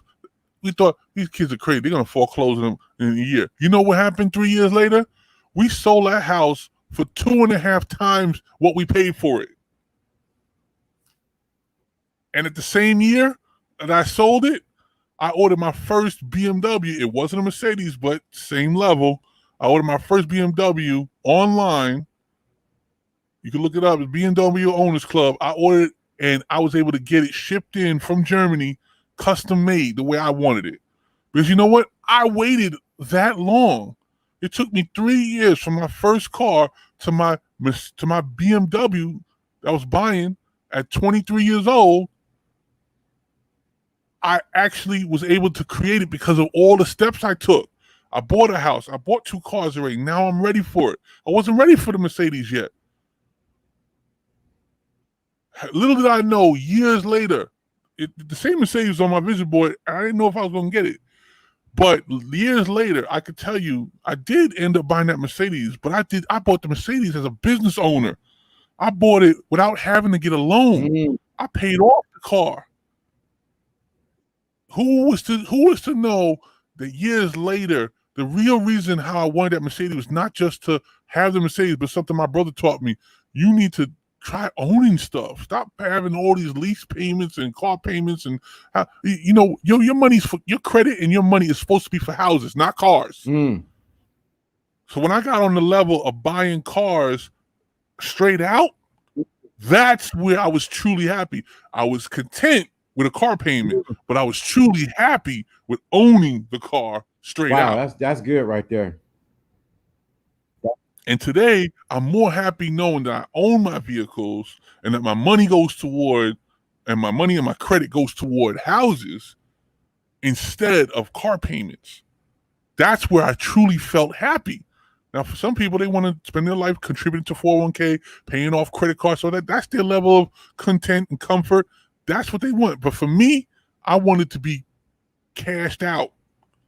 I want to use all my money, all my income to pay mortgages. Because I know I have 4 children, I know that college ain't going to be cheap. And I know that if I was happy being a landlord and happy being a property owner, that was going to make me something to take care of my family in the future where I didn't have to worry about it per se. Okay? I watched my dad be a security guard so he could pay for my brothers to go to college. And I said, I don't want you paying for my college. Don't even touch it. I watched him do that. I didn't want to be that. I didn't want my dad, who's 70-something years old, being a security guard so he could take his Social Security, his pension, and his extra job to pay for college for me. No. I said, I don't want a school loan when I'm finished. What I want is a mortgage, and I got it. So when all my friends were graduating at 21 years old, they got a school loan. I was starting my mortgage, and I got approved. So I had the same loan they had, only I had a house to go with it. Big difference in mindset. Big difference in mindset. Okay, we at 130. We ain't gave dude, this went over their head. I know exactly what you're talking about. Because I can see the way the conversation. Dude, I live this. Huh? And I'm still riling over that comment that I heard from last week. It's bugging me, but at the same time, I know the life I lived to get here, and I'm telling you, it was not easy. The only reason why I could talk in $1 million prices and million dollar thought concepts is because of where I came from. I was expanded at a very young age. My mind was expanded. It's like a rubber band. It was stretched at a very young age. You can't go back to the way it was. Can't go back. Cannot. You cannot. I've never had, to tell you the truth, I've never had a non-luxury car ever. And it's not because it's not worthy of me. It's just I just can't go back to that size. I do too much driving. I do too many important conversations in my car not to have a good speakerphone. I have to talk to a lot of people. I have to have the right equipment. I have to have the right stuff to get my job done, and I take it seriously. I invest the most in my particular position in me, and that's what you got to do. You have to invest in you. Nobody's going to want to be your girlfriend. Nobody's going to want to be your wife. Nobody's going to want to be your boyfriend. Nobody's going to be your husband until you invest in you. And when you take that time and that energy to become a better you, then the world will be your spouse. The world will be your boss. The world will be your corporate building. You'll have your corner office. You'll have everything you're looking for. You'll have it all. When you invest in you, this is all it's about. We're here to help you to invest in you, because we see the potentiality that's in everyone that comes on there. We say, well, you can't actually see us. No, we are investing in you by giving you this information. That's why we're saying hit the PayPal, hit the Cash App. So when you give, you happen to further you, but somebody else to get it. I'm gonna tell you one last thing. The reason it don't matter. It don't matter. You could. I don't care if I have $1 million or if I have $1. The difference is that it's all right here. I could make it all again. Remember, I told you I was married and divorced. And you know what? Most times that could ruin somebody. Okay? Mm-hmm. I've been married, divorced. I've had corporate jobs. I've left those jobs. I've gone from being a well-paid employee to being a broke entrepreneur. I did it all. And what I could tell you is when I invested in me, I never lost. I never lost, even when I didn't have nothing. My lowest income was $80 a week, and I had to pay for an entire existence. Now, thank God it didn't last that long, but for the time it did, I honored it, and I thank the universe for it. Thank you, because I know that those are seeds that were being planted in my future, and I was going to get more. And I don't worry no more. I'm 17 years entrepreneur right now. I don't worry no more about how it's going to happen, because I know I'm sitting right here. I'm the one's going to make it happen. I don't worry about money. I didn't worry about money in the pandemic. I didn't say, oh, well, the kind of job that I have or the kind of work that I do, the pandemic's going to mess up my money. I never said that. Mm-hmm. I never said that. You know what? And I didn't look for no $4,000 from the government either. I didn't depend on that. I depend on me first. I depend on me to make it happen, whatever way I got to make it happen. I never left my house before the pandemic. I'm not going to leave the house now. They ain't ready for me. This is too much, man. Y'all need to put the fire sign in here. You need to put the fire sign and what you just heard tonight. This was some serious heat. This is really, I can say it this way, because most people try to segment game, but this is a holistic game here. This is holistic, because it's not just talking about one side. This applies to every side. You need to hit that fire sign. Put that in the chat room. Because this has helped you, you need to put this in put a fire sign. You need to connect to what we're saying. What number is that I need to put in there? I think who was here last time? I think the number we need to put in there. I think it's 10. You need to put that 10. There's 13 people watching. And there's people who are watching who are not saying anything. You need to put a 10 in the chat room. When this finishes rendering tomorrow, put a 10 in the comments. It is a reason. It does something funny with the algorithm. I don't know. It does something. But you need to put a 10. You got 13 people watching. You got to put a 10. You need to connect to what we're talking about. You need to put a 10 in the chat right now. And when this is finished rendering, you need to put a 10 in the comment. Only you and I, Jono, you and I, we would know what that 10 means. Mm-hmm. You want to connect with this, with that 10. Put a 10 in the, there we go. There you go. There you go. No doubt. No doubt. Right. 10. Only with not too many, not too many of us, but it's ordained for us. That's good right there. That's right. Put the 10 in the chat room. That's what I'm talking about. See, only when you put the 10 and you're connected to what we're talking about. But when this video finishes rendering tomorrow or this evening, later on this evening, you need to put a 10 in the comment. The 10 is going to mean something to you. There you go. There are the 10s. There we go. Don't just be a spectator watching on the side, like, yeah, I'm just watching, see what they're gonna say, whether I agree or not agree. No, you need to participate. The 10. Put 10 in the there you go in the chat room. When this finished rendering. I was talking to my daughter the other day because she's getting all into this materialistic stuff, and she was going through. She was like, "Oh, I want a pair of Air Force Ones," and I was like, "All right, well, how much is a pair of Air Force Ones?" I mean, the most I think I ever paid was like $75. And she says, "No, Daddy, they're like $90 right now." I said, "Air Force Ones are $90?" And she says, "Yes, yes." She's like, "You ever had a pair of Air Force Ones?" I said, "Go look at my closet. Let's see if I have any Air Force Ones." She came downstairs with a bag full of Air Force Ones. She's like, "Daddy, you got red, you got white, you got blue, you got black with the suede. You have all. You don't wear these sneakers." I said, "Listen, that was for a different time and a different consciousness." Right. I said, "But listen, everything comes back around full circle. So right now, you're a kid looking at Air Force Ones like that's the popular thing in school. But guess what? It ain't go fall far from the tree. It's been popular for many years. And the reason why I brought it up is because I told her, I said, the ones that look worn out, I want you to put them in the garbage." And she says, "Daddy, these are Air Force Ones. You would put them in the garbage?" And I said, "Listen, the reason why you have to put the old ones in the garbage, you can't sit here and act like this is value, even though I probably spent more money than you're spending on it right now, because I got the nice suede ones, I got the nice leather ones, everything, the natural leather, everything." I said, "The reason why you got to get rid of them is because you got to make room for the next thing to come in.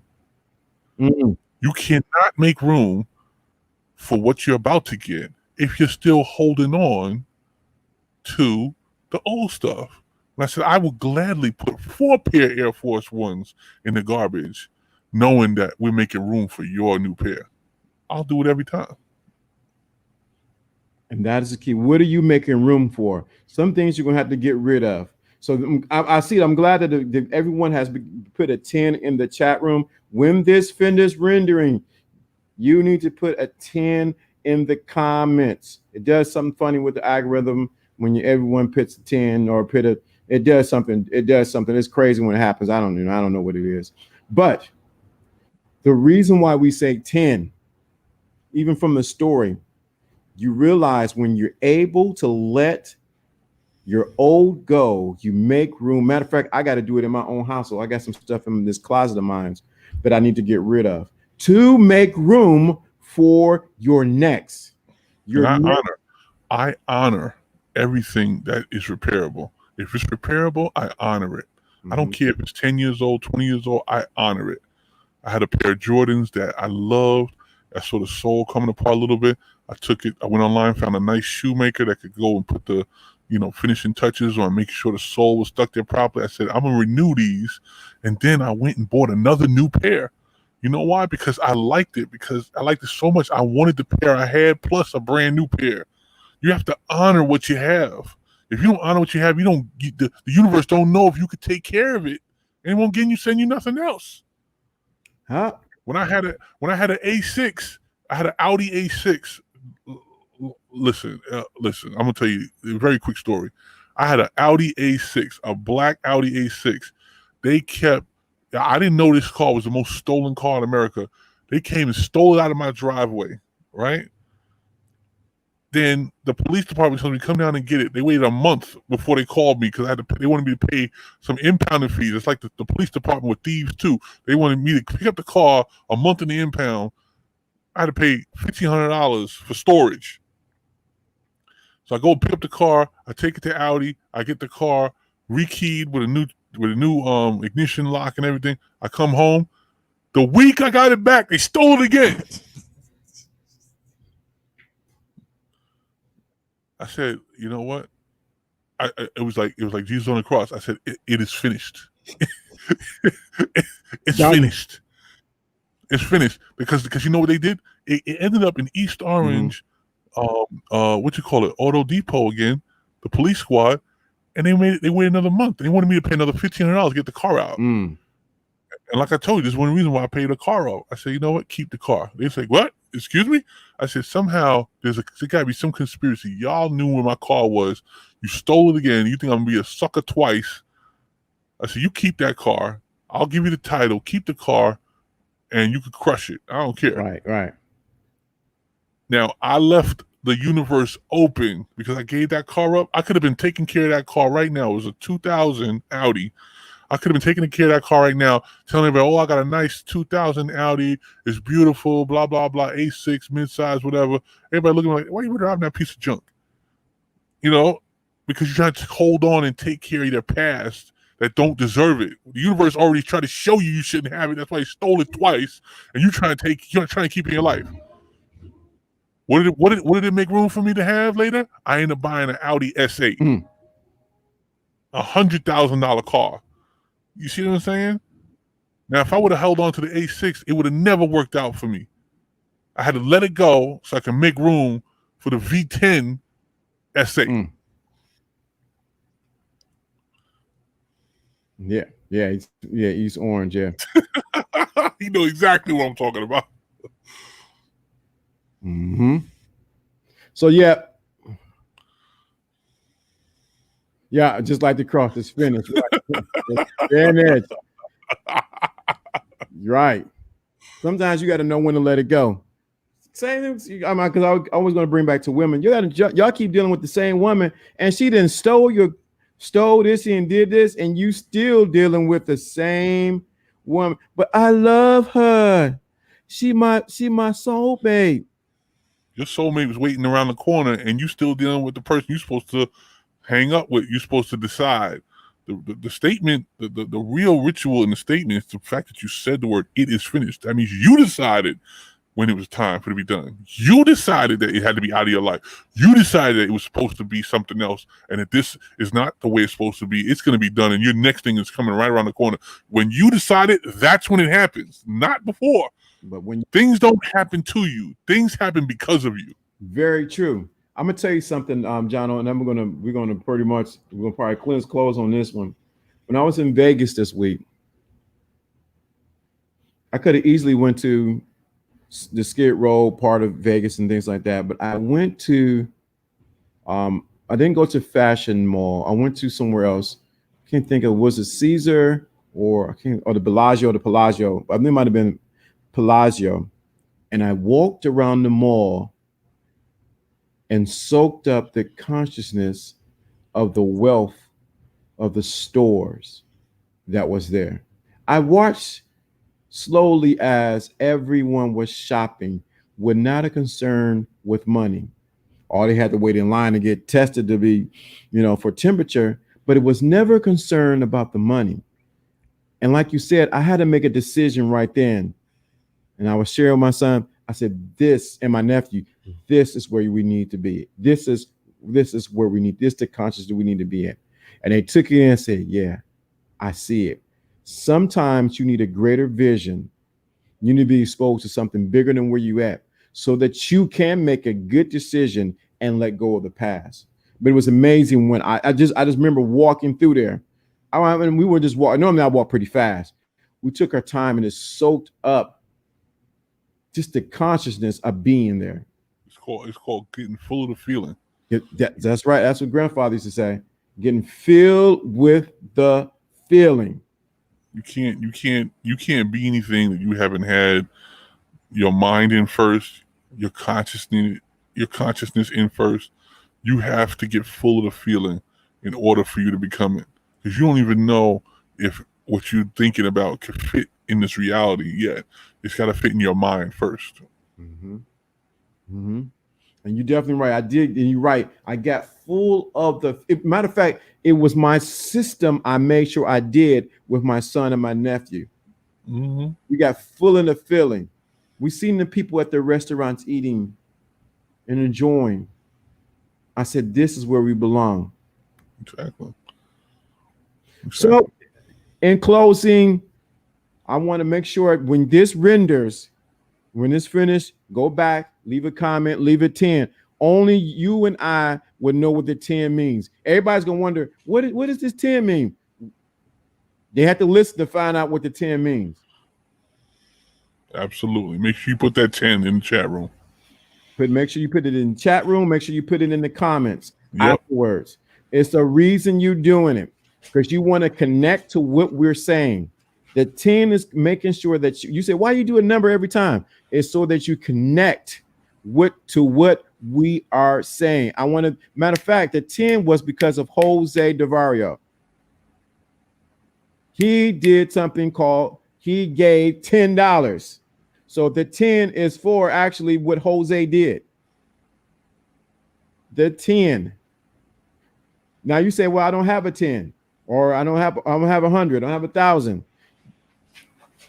You need to participate some kind of way with the Cash App or with the PayPal. And put the 10 cents on the end of it. That way we know Right. that you're thinking about 10. Right. You can buy 10. You need to connect. What is it? Somewhere you need to put 10 some kind of way inside the Cash App or the PayPal. I'm going back looking for it. There it is. If you can only do $5, do $5.10. If you could do $8, do $8.10. If you could do $20, do $20.10. If you could do $10, do the $10. Just make sure you connect with the 10. Connect with the 10. Connect with the 10. So anything you want to say in closing? I see Giano. Listen, I had a great time. I think that I feel the vibe from your group. I feel that everybody is looking for the next level, and I hope that we gave them a roadmap to that level. And I appreciate your time and energy. I know that you are building a platform here for people to get change and get growth in their life, and I appreciate you and honor you for that particular opportunity. Same here, man. Appreciate you, man. You've been in my corner, the darkest times and the brightest times. So I really appreciate that, man. Definitely. Should we tell them about what's coming up? Something that's coming up. So this is it. Every Tuesday at 11 o'clock and every Saturdays at 11 o'clock. You need to make sure that's the times that we have. So you're listening to it Tuesdays at 11 o'clock p.m. Saturdays at 11 o'clock a.m. Also, too, there's something in the work, something that we're going to give you for free. Something's coming down the pipeline. If before y'all go, just put free in the chat room. FREE. Put free in the chat room. Just put free. There's no cost to you. Put free. Something I'm working on right now I'm going to give you. It's going to be free. I know it's going to time delay because I'm looking right now in real time. Free. I'm going to give you something away for free. I have something coming down the road. Not many days from now. Well, not many hints. There you go. There you're free. There you go. You want to participate in what I'm going to give away to you for free. There you go. I want you all for free.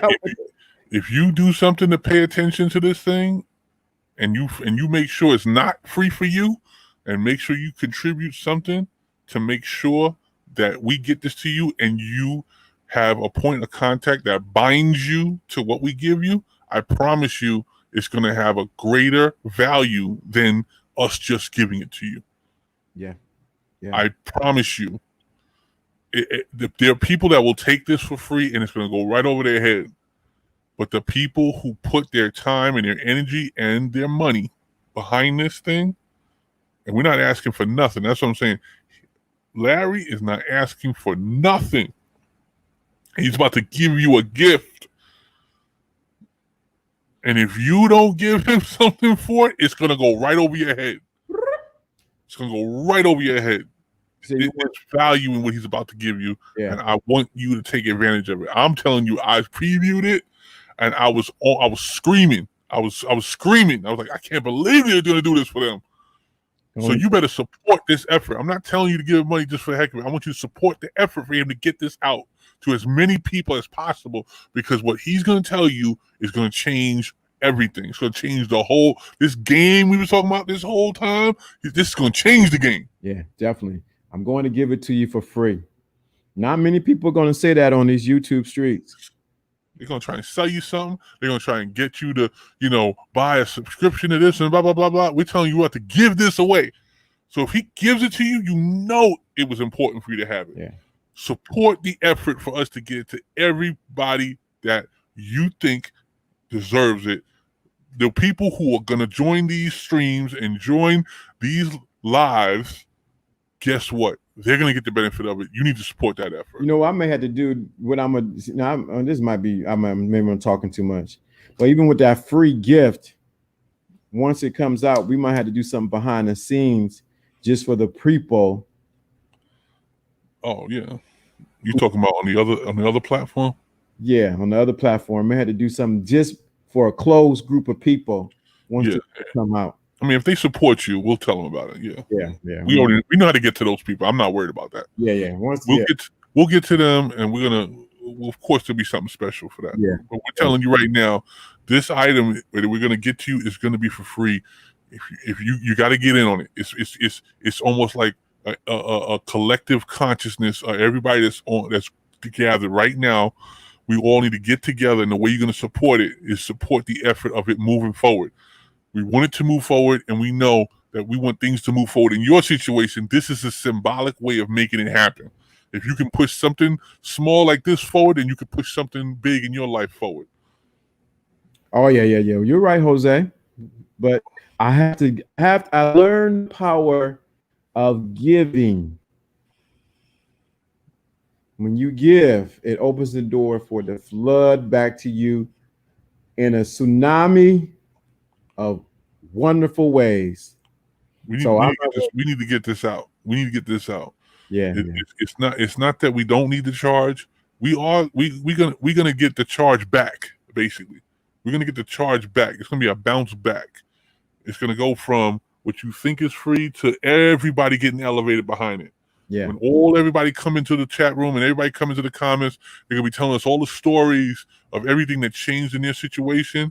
Guess what? That's when we're gonna get the value, because you're gonna go back and say, you know what? This man took something and gave it to us, and we went and changed our whole situation with it. I gotta go back and make sure he can get this in the hands of other people. Yeah. And that's the only way we want. We trust the fact that it's gonna work that well that you will take it and come back and support it. Yes. We trust it that much. Yes, definitely.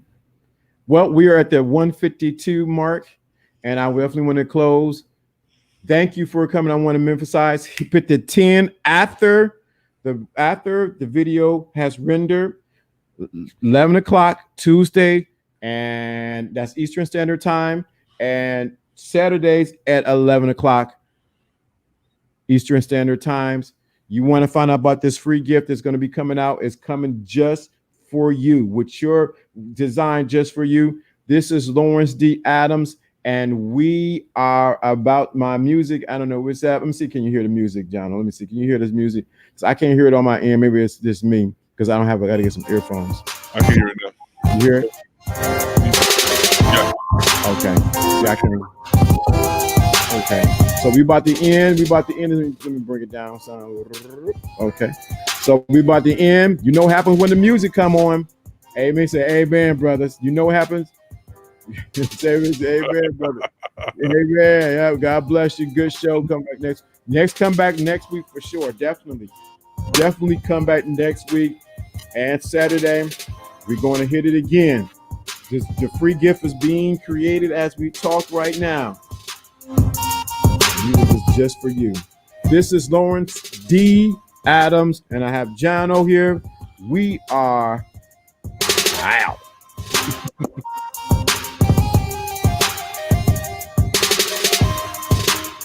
I'm going to end the broadcast. And now.